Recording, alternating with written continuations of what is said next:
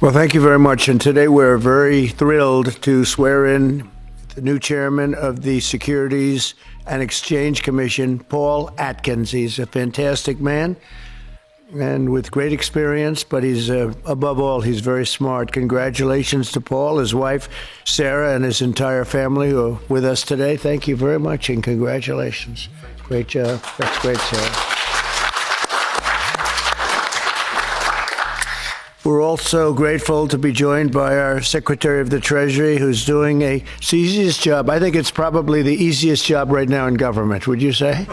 Companies are coming out of the countries, are coming from all over. They want to just sign. We're doing okay.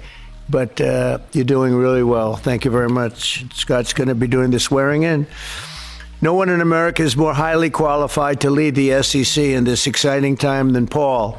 He's devoted his entire life to the cause of free, clear, pro-growth, and pro-innovation securities markets. After graduating very, very high in his class, I will tell you, Vanderbilt University School of Law, Paul began a distinguished career practicing securities law in New York City before joining the staff of the SEC in the 1990s. In 2002, Paul was appointed as the commissioner of the SEC, a commissioner, and rode that to have fared thee well. He was so respected. He was a role which he promoted economic freedom and represented the agency at the U.S.-EU Transatlantic Economic Council, highly respected the World Economic Forum and the Transatlantic Business Dialogue. After completing his term in 2008, Paul began a successful consulting practice and continued to advocate for a common sense approach to securities regulation. Extremely complicated stuff, and he put a lot of common sense and saneness into it without heavy-handed bureaucracy and the harming of investors and workers and consumers and, frankly, our country itself. Paul has also been a leader in the emerging crypto and blockchain industries and served as co-chair of the Digital Chambers Token Alliance. He's the perfect man to lead this agency at a time when crypto innovators are urgently in need of, and they want so badly, they want it to happen, regulatory certainty and clear rules of the road. In addition to helping build this new framework that will allow the United States to maintain its financial and technological dominance long into the future, Paul will end the weaponization of the SEC and stop the lawless enforcement practices that occurred during the Biden administration. They were vicious people. They were vicious and horrible for our country. Paul is passionate about protecting American liberty and American economic leadership. And we are truly grateful and honored that he has answered the call of public service, as he always has. He's a man that just, we were looking for the right person for this very important job, and just he was at the top of everyone's list. So, Paul, I want to congratulate you and your family. You have an incredible family, and you have an incredible father and husband. I can say that, I'm pretty sure I'm right about that. If I'm not, please speak up now. So thank you very much, Sarah. Thank you very much. And I'll ask Scott to come up and do the swearing in. Thank you. Thank you, everybody.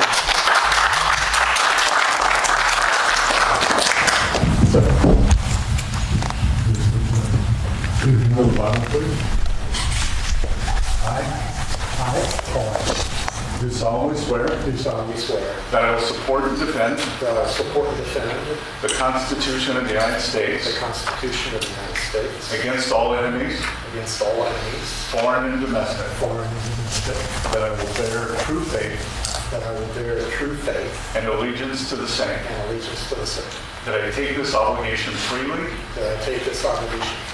without any mental reservation or purpose of evasion, and that I will well and faithfully discharge the duties of the office on which I'm about to enter.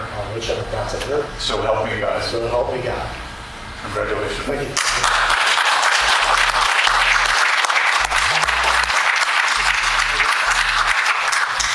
Well, thank you all very much, and especially thank you, Mr. President. I'm really honored by your trust and confidence that you've placed in me to head the SEC. But I really must say the Oval Office has never looked better. One could really describe it as glistening, and I've heard stories about it, and it's true. It's the touch of a confident president leading with optimism towards an American golden age. So thank you for that. And so to my wife, Sarah, and to our sons, Stuart, Peter, and Henry, thank you all for your steadfast love and support. I'm grateful for the sacrifices that each of you have made to enable me to serve America. And thanks to Secretary Bessent for administering the oath as well. But a note about my family real quickly. Today would have been my father's 114th birthday. Colonel Atkins was a veteran of World War II and Korea. And yesterday would have been my late mother's birthday. So it seems altogether fitting to honor them and the example that they've set so that their son could stand here speaking to you all today. So to my friends, my family, my colleagues who've worked with me throughout my career and helped make my appointment by President Trump even possible, thank you for your work and dedication. There are many who quietly serve the nation in mostly unsung roles, and I continue to be the beneficiary of your professionalism and good judgment. So at the helm of the SEC, I can confidently say it is a new day. It's time for the SEC to end its waywardness and return to its core mission that Congress set for it: investor protection, fair, orderly, and efficient markets, and capital formation. I will work to protect investors from fraud, keep politics out of how our securities laws and regulations are applied, and advance clear rules of the road that encourage investment in our economy to the benefit of Americans. A top priority of my chairmanship will be to provide a firm regulatory foundation for digital assets through a rational, coherent, and principled approach. We will work to ensure that the United States is the best and most secure place in the world to invest and to do business. So, Mr. President, again, thank you very much for your graciousness in extending such a warm welcome to my family and me today in this storied room. I look forward to working with you, with colleagues in your administration, and with Congress to advance your agenda to bolster the economy and build on U.S. leadership of the global market. So thank you very much. Thank you. Congratulations. Thank you very much. Thank you very much. Pleasure. Any questions for Paul? Mr. Atkins, if I may, can you provide, what is your sense of how the CFTC and the SEC will differ when it comes to crypto regulation? I hope that we won't. Brian Quintenz, whom the president has nominated, is a great guy. I've known him for years, and I intend to work closely with him, and I really look forward to his leadership there. I think there's no reason why the two agencies can't be working cheek to jowl on these issues for the American investor and the American economy. Mr. Atkins, do you have a view on Chinese listed stocks on the U.S. exchanges? Well, that's subject of statute, and Congress has acted, and I look forward to diving into those issues. Mr. Atkins, do you have a sense, will the Democratic commissioner continue in her role? Her term, I guess, goes through, it ended last year, and I guess she can hold over till the end of the year, so it's up to Mr. President and Congress to deal with that. Mr. President, on China, your press secretary has suggested that some progress is being made. Are negotiations actively underway? And do you agree with Secretary Bessent, who has suggested that the current standoff with China is not sustainable? We're doing fine with China. We're doing fine with almost every country. Everybody wants to have involvement with the United States. As you know, we were losing $5 billion a day during the Biden administration, during that last year, was a horror show what they were doing on trade. $5 billion a day. And now we have it down to a very low number because we're getting 25% from the automobile industry, from autos. We're getting 25% for steel, 25% for aluminum, and we're getting the baseline of 10%. And think of it, we're losing almost $2 trillion on trade.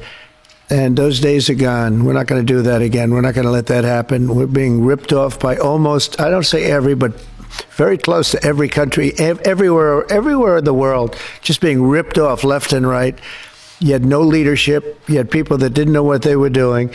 And we're going to turn the country around. We have a very nice phrase, make America great again. That's what we're going to do. And it's going to start with trade. We're doing really well. I see the stock market was up nicely, but this is a transition period, and it's going to be a little while, but we are doing well with every country. Ultimately, we have something they want, and you have to view it that way. We have something they want, and they want very badly.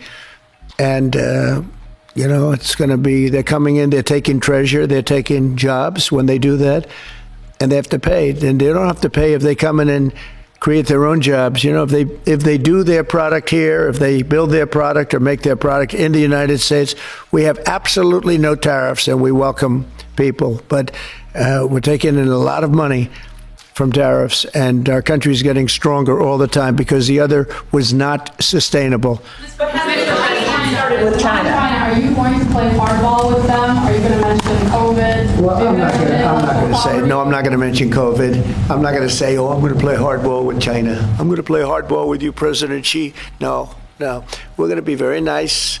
They're going to be very nice, and we'll see what happens. But ultimately, they have to make a deal because otherwise they're not going to be able to deal in the United States. And we want them involved, but they have to, and other countries have to make a deal. And if they don't make a deal, we'll set the deal because we're the ones that set the deal. Scott and Howard and myself and others, we're going to be setting the deal, and it'll be a fair deal for everybody. And it'll be, I think it's a process that's going to go pretty quickly. We've spoken to many, many countries, and we're getting their views on things. There are a lot of things. They have VAT taxes. They have everything you can have. Don't forget, as an example, the European Union was set up to take advantage of the United States. That's why it was set. And they've done that, but they're not doing that anymore. Yeah. Mr. President, will you prevent Hamas from having any role in governing a post-war Gaza? And will Hamas have to be permanently eradicated for a ceasefire to be reached? Well, we're not going to let Hamas do that, and we're going to see what happens with Gaza. But we've made a lot of progress in the Middle East, tremendous. Should have never happened. That date, that very special date, October 7th, should have never happened. It would have never happened if I were president. But we'll be stopping that whole situation. Yeah, please. Earlier today, Treasury Secretary Bessent suggested that with tariff rates as high as they are now, it's effectively an embargo trade between the United States and China. Do you see it that way? That's true. 145% is very high, and it won't be that high. It's not going to be that high. It got up to there. We were talking about fentanyl, where, various elements built it up to 145. No, it won't be anywhere near that high. And what level do you think it will come down to if you have it? It'll come down substantially, but it won't be zero. It used to be zero. We were just destroyed. China was taking us for a ride, and just not going to have. It's not going to happen. We're going to be very good to China. Have a great relationship with President Xi.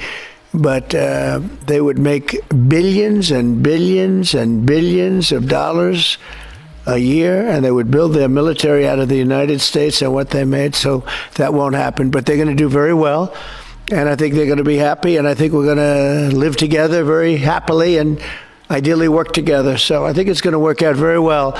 But no, it's at 145%. It will not be anywhere near that number. Mr. President, Reagan Race with the Daily Caller.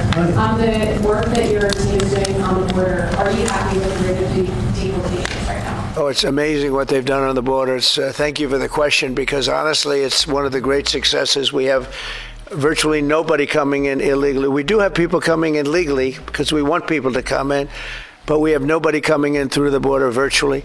We were having hundreds of thousands of people a month come in under Biden. And they came in from prisons, they came in from mental institutions, they came in from gangs in Venezuela and other countries all over the world, not just South America.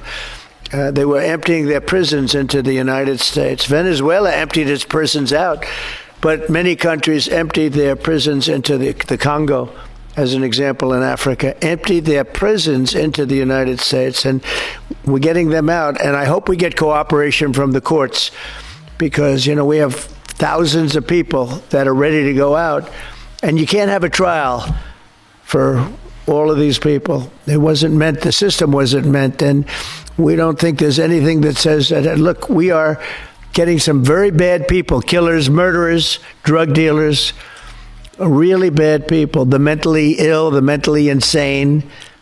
They emptied out insane asylums into our country. We're getting them out, and a judge can't say, no, you have to have a trial. The trial's going to take 2 years, and no, we're going to have a very dangerous country if we're not allowed to do what we're entitled to do. And I won an election based on the fact that we get them out, and we've done an amazing job. Look, we've stopped. Everybody admits, even the radical left, we have got the strongest border we've ever had. Even stronger than what I had it for 4 years. We had a great border. We solved the problem. But it's a tad stronger, which is, I don't know if that's disappointing or not to me. I beat my own record. But I appreciate the question. Thank you, Daniel.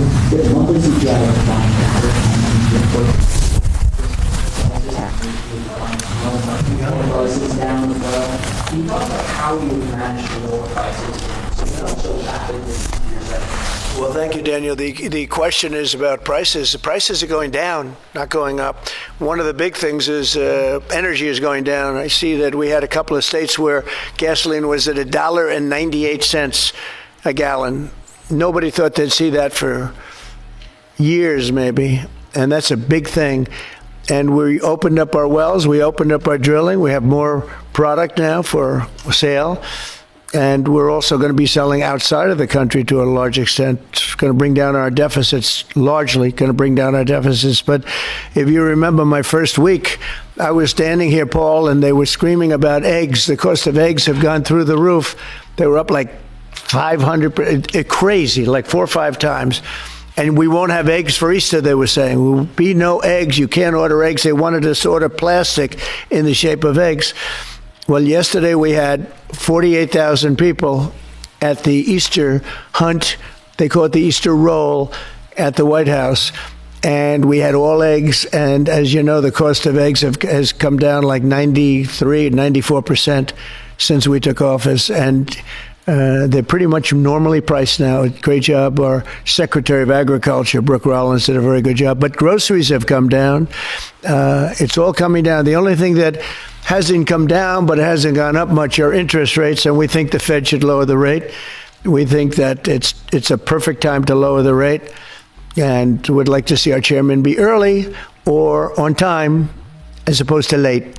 Late's not good. Mr. President, you said... I don't want to talk about that because I have no intention of firing him. Mr. President, there are reports that you're considering doing something for moms across the country, giving them some type of bonus whenever they have a child. Are you considering that? Or Sounds like a good idea to me. Yeah, please. Yes, so you clarify, you have no intention of firing Jerome Powell because your economic advisor, Kevin Hassett, a few days ago said that you and people in the White House were studying this idea of possibly before the term ends. No. Do you have any plans on doing it? None whatsoever. Never did. The press runs away with things. No, I have no intention of firing him.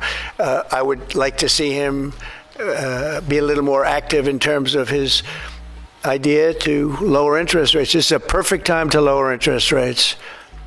If he doesn't, is it the end? No, it's not. But it would be good timing. It could have taken place earlier. But no, I have no intention to fire him. I don't want to comment on that. That doesn't matter. Mr. President, you said... When can we expect the Epstein documents to be released? The rest of them? Which documents? The Epstein files? I don't know. I'll speak to the Attorney General about that. I really don't know. I know that we've done the RFK. The Kennedy, Martin Luther King is out there very shortly, so we'll find out. But we've really announced we're doing them in full transparency. You know, when we did JFK, people were saying, "Oh, maybe it wasn't all; it was all." And people actually went up to the office and they looked at some things that were, not really easily available, and they were amazed that we gave it all. And I don't know if it solved any problems for people. People still have questions one way or the other, but that I'm not. But 100% of all of these documents are being delivered. Yeah, please. Mr. President, you said you're ultimately going to make a deal with China, but where do things stand right now? Have you talked to him? My relationship, negotiations are going to be a slog. my relationship with President Xi is great. It's been great for a long time. We've had a very good relationship, and I think we'll make a deal with China. Mr. President, in your meeting with If we don't make a deal, we'll set it. We'll just set the number, and, I think they'll want to be a part of the United States. We're doing great. This is the golden age, as Paul said. We're talking about the golden age. It will never be a time like this, in my opinion. And China wants to be a part of that, too. Mr. President, in your meeting with Investigation, sir, on the Butler investigation, are you getting intelligence briefings, and do you think will I have. really happen? I have. I'll keep that to myself. Mr. President, in your meeting Very personal. Are you concerned about the impact of tariffs on the West Coast ports, which just seen a sharp drawdown in Chinese imports coming in? I think that everyone's going to do well in this country because of tariffs. We have $7 trillion of investment already. You can go back many years, and for a whole year, they haven't had anywhere near that. Mostly, they'd be well under $1 trillion of investment. And we've got $7 trillion. We really started 5 weeks ago. And in just a few weeks, literally, we have $7 trillion, which is a record for a year. There's never been a year with that much. And that's coming in, I think, for two reasons. It's coming because of an election that people liked, and it's coming in because of tariffs. And if you look at Apple, Apple's going to start building here. Right now, they're in China mostly. $500 billion. We have all of the computer chip companies are coming in at levels that nobody's ever seen before, as you know. Jensen came in for $500 billion. You saw that. A great guy, highly respected. Mr. Wei coming in for $250 billion. Nobody's ever seen anything. And the auto companies are coming in. I could name 8 right now already, auto plants that are either starting or about ready to start construction.